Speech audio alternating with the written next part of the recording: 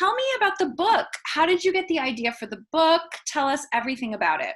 Yeah, so the book is called The Most Powerful Woman in the Room Is You, although I see a man or two on here, and I want to say that it is actually for everyone. I have two brothers, and they both said, you should have said woman. And I said, I think we just need it more. You guys kind of, for some reason, you guys seem to know what you're doing a little better. So the book started because of my charity auctioneering, honestly. I would sit next to someone at dinner and have a lovely conversation with them, and then I would get on stage and have my gavel and smack it down and then raise $1 million in a room and then go back down and have dinner. And people would just stare at me and say, like, I don't understand. How did that just happen? Like, I don't, who, just what?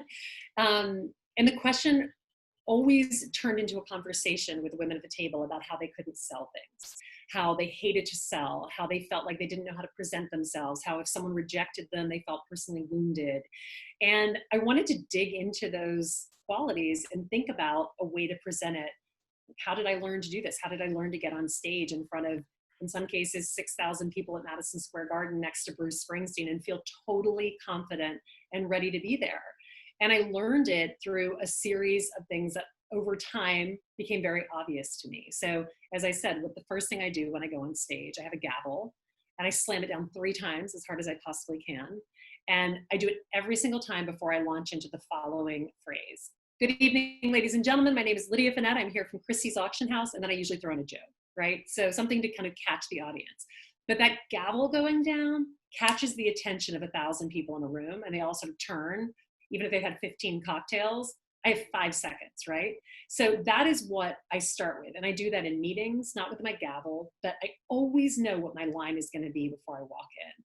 So if I have a meeting with our CEO and I'm presenting on something, I will come up with that first line and I walk in there. And the minute it comes out, the nerves dissipate and all of a sudden I'm ready to sell.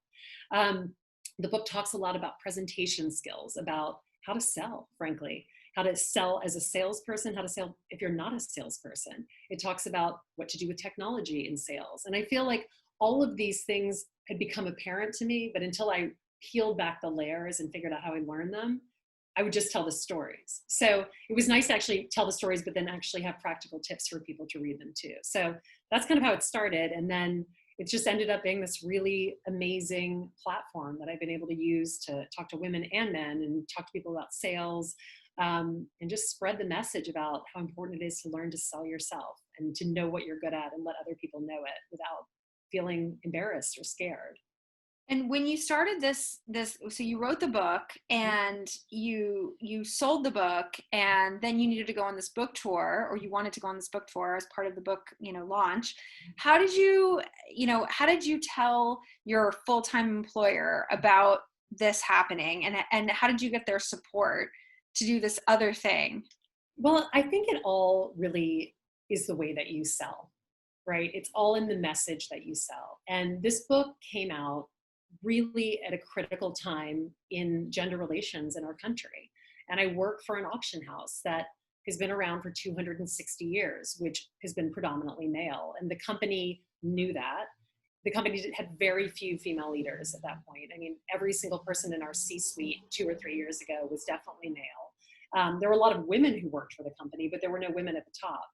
And I think the company didn't really know what to do. They didn't know how to message it. They didn't know what to say. They were worried about a misstep here and there. And so I just said to them, I was like, listen, I can tell this message for you. I have worked here long enough. I know what the issues are. I know how we can move forward as a company. I know the incredible women here who can take on those leadership roles. And I can talk to the women in this company about asking for raises and talking about negotiation and all the things we're taught not to do. But you guys have to be okay with that. And this has to be okay with you. So probably the least amount of sleep I've had since I had a newborn baby was the day I gave the book to my boss for a legal read. She had it for 3 days. She'd worked at the company at that point for 20 plus years. And I have a glass ball in my office. And she walked by 3 days later with our global head of PR. And she just looked at me and went, and I started to sob. I'm a big crier. Obviously, you're getting a theme here. But it was just, like, I don't think I realized how badly I wanted them to approve it. I really don't. Like, I really think that I had steeled myself against, like, the fact that I might get fired for writing it. But I also felt like I was a senior leader in a company that needed to make changes. And if they weren't willing to do it, then I was in the wrong place. And so I was ready for that. And honestly, senior leaders in companies, women who have jobs where we aren't 100% worried that we're going to get fired for speaking up, it's incumbent on us to make those changes, because who else can do it? It's not the assistant who doesn't make enough to afford her rent, right? So as a senior leader, seeing those changes and wanting them to happen, like there weren't that many people at that point who could do it. So the company kind of said, all right, we're in it with you. They threw me the book launch party at Christie's. They threw a huge event in London for all of the people. I did all staffs in every location, and it was amazing. And I still, even the women who, I can't tell you, in the art world, women who reach out all the time, they're so like, thank you for writing this book. I was the person who wasn't asking for a raise, and now I went in and asked for one. So even if it happens for one person, then I wrote a book for a good reason, right?